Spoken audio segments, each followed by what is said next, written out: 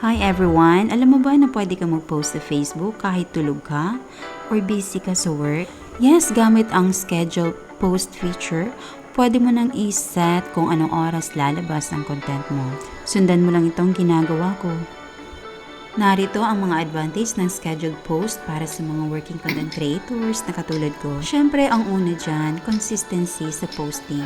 Kahit busy sa trabaho, tuloy-tuloy pa rin ang content uploads natin. Second ay ang time management. So, sa isang upuan lang, pwedeng maghanda ng post para sa buong linggo or buwan. Targeted timing. Pwede mong ilabas ang post sa oras na pinaka-active ang audience kahit wala ka online. Less stress. Hindi mo na kailangang magmadali, mag-post sa gitna ng mga meetings or work.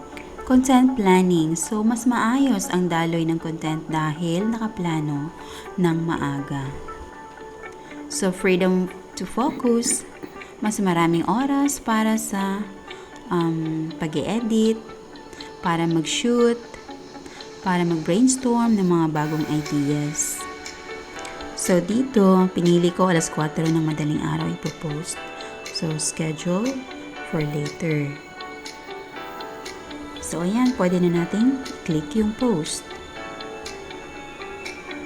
Okay, your photos will be uploaded and your post is scheduled.